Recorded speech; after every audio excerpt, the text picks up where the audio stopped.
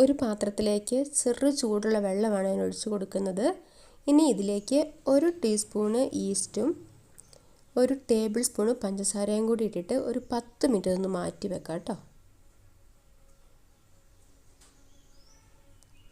10 മിനിറ്റിന് ശേഷം ഇതിങ്ങനെ ഫോമായി വന്നിട്ടുണ്ട്. ഇനി ഒരു പാത്രത്തിലേക്ക് 2 കപ്പ് മൈദപ്പൊടിയും 1/4 ടീസ്പൂൺ ഉപ്പും 1 ടേബിൾ സ്പൂൺ നെയ്യും കൂടിയാണ് ചേർത്ത് കൊടുക്കുന്നത്. നെയ്ക്ക് പകരം നിങ്ങൾക്ക് ഓയിൽ ഏത് വേണമെങ്കിലും ചേർത്ത് കൊടുക്കാവുന്നതാണ് കേട്ടോ. ഇനി ആ ഫോമായിട്ടുള്ള ഈസ്റ്റും കൂടി അതിലേക്ക് ഇട്ടിട്ട് നമുക്കിതൊന്ന് കുഴച്ചെടുക്കാം.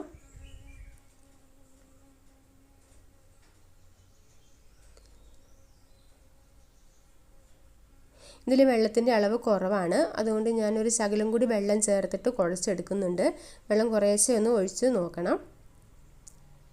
ഈ ഒരു രീതിയിലുള്ള ഡോയാണ് നമുക്ക് വേണ്ടത്. നമുക്കിനി ഇത് 2 മണിക്കൂറത്തേക്ക് മാറ്റി വെക്കണം കേട്ടോ.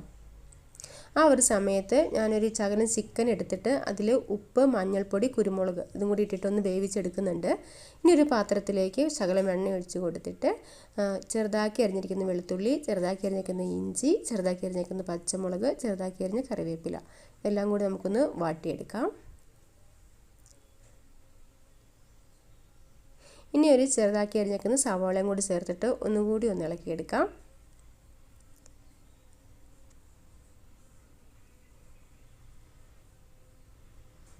ഇതിലേക്ക് ഞാൻ ഒരു 1/4 ടീസ്പൂൺ ഉപ്പ് ചേർത്ത് കൊടുക്കുന്നുണ്ട്. നമ്മൾ ചിക്കൻ ഉപ്പിട്ട് വേവിച്ചതാണ്. ഒന്ന് മൂത്ത് വന്നപ്പോൾ ഒരു ശകലം മല്ലിപ്പൊടി, മുളക് പൊടി, മഞ്ഞൾപ്പൊടി, കുരുമുളക് പൊടി, ചിക്കൻ മസാല ഇത്രയും കൂടി ചേർത്ത് നമുക്കൊന്ന് ഇളക്കിയെടുക്കാം. ഈ പൊടികളുടെ പച്ചമണമൊക്കെ ഒന്ന് മാറിക്കഴിയുമ്പോൾ നമുക്കിതിലേക്ക് വേവിച്ച് ചോപ്പ് ചെയ്ത് വെച്ചേക്കുന്ന ചിക്കൻ ചേർത്ത് കൊടുക്കാം. ചിക്കൻ ഇങ്ങനെ ചോപ്പ് ചെയ്തെടുക്കുമ്പോൾ ഒത്തിരി അരഞ്ഞു പോവാതെ ശ്രദ്ധിക്കണം. നമുക്കൊന്ന് കടിക്കാൻ കിട്ടുമ്പോഴാണ് ടേസ്റ്റ് കേട്ടോ. എല്ലാം ഒന്ന് മിക്സ് ചെയ്തതിന് ശേഷം നമുക്കിത് മാറ്റി വെക്കാം. മാവ് കുഴച്ച് 2 മണിക്കൂർ ആയിട്ടുണ്ട്. നന്നായിട്ട് ഇത് പൊന്തി വന്നിട്ടുണ്ട്. അപ്പോൾ നമുക്ക് ഇതൊന്നുകൂടി ഒന്ന് ഇളക്കി കുഴച്ചെടുക്കാം.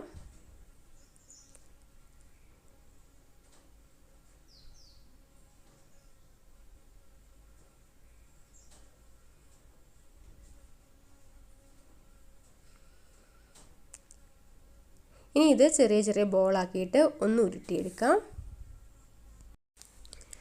ഒരു പൂരിനേക്കാൾ ഇത്തിരിയും കൂടി വലുപ്പത്തിലുള്ള ഒരു ബോളാക്കിയെടുക്കാം. ചപ്പാത്തി പോലെ ഒരുപാട് വലുതായി പോവണ്ട.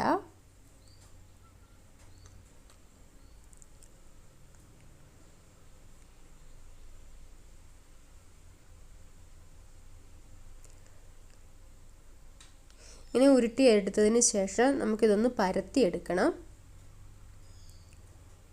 വല്ലാണ്ട് ഒട്ടുന്നുണ്ടെന്ന് തോന്നുവാണെങ്കിൽ കുറച്ച് മാവിട്ട് കൊടുക്കാം. ഞാൻ മാവിട്ട് കൊടുക്കാതെയാണ് പരത്തി എടുക്കുന്നത്. ഇതിങ്ങനെ വട്ടത്തിൽ പരത്തുന്നേക്കാൾ നല്ലത് ഇച്ചിരി നീളത്തിലൊന്ന് പരത്തിയിടുക. ആദ്യം ജസ്റ്റ് ഒന്ന് വട്ടത്തിലാക്കിയിട്ട് പിന്നെ ഒന്ന് നീളത്തിൽ ഇങ്ങനെ പരത്തിയെടുക്കുവാണെങ്കിൽ നമുക്കിത് ഫില്ല് ചെയ്തെടുക്കാൻ എളുപ്പമായിരിക്കും കേട്ടോ.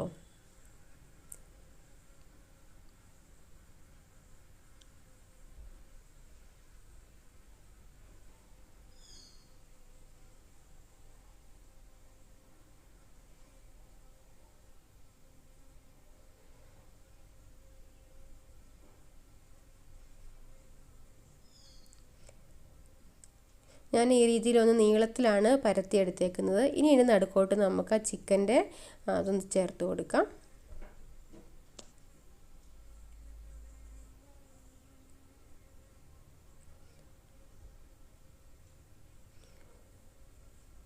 ഫില്ലിങ് നടുക്ക് അത്യാവശ്യത്തിന് വെച്ച് കൊടുത്തതിന് ശേഷം നമുക്കിത് മടക്കി എടുക്കണം.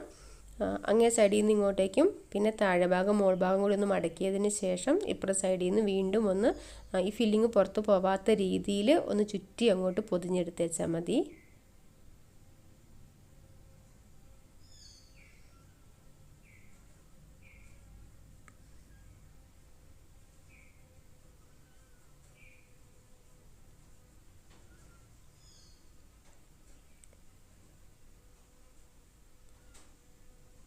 ഇനി ഇത് നമുക്ക് മുട്ടയുടെ വെള്ളയിലൊന്ന് മുക്കിയെടുക്കണം. ഞാനിവിടെ മുട്ടയില്ലാത്തതുകൊണ്ട് മൈദപ്പൊടിയാണ് എടുത്തേക്കുന്നത്. മൈദപ്പൊടി കുറച്ച് വെള്ളമൊക്കെ ഒഴിച്ചിട്ട് ഒന്ന് ലൂസാക്കി എടുത്തിട്ടുണ്ട്.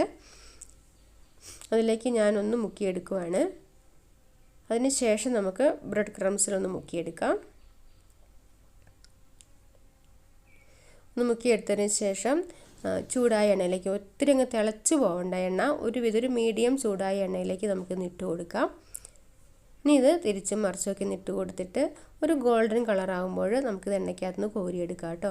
വളരെ എളുപ്പം നമുക്ക് നമ്മുടെ വീട്ടിൽ ചിക്കൻ റോളൊക്കെ ഉണ്ടാക്കി എടുക്കാൻ പറ്റും. അപ്പോൾ എല്ലാവരും ഒന്ന് ഉണ്ടാക്കി നോക്കണം. ഉണ്ടാക്കി നോക്കിയിട്ട് നിങ്ങളുടെ അഭിപ്രായങ്ങളൊക്കെ ഒന്ന് കമൻറ്റായിട്ട് അറിയിക്കണം. ഇഷ്ടപ്പെടുവാണെങ്കിൽ ഒന്ന് ലൈക്ക് ചെയ്യാനും ഷെയർ ചെയ്യാനും മറക്കണ്ട കേട്ടോ. അപ്പം മറ്റൊരു വീഡിയോ ആയിട്ട് വീണ്ടും കാണാം. Okay, by.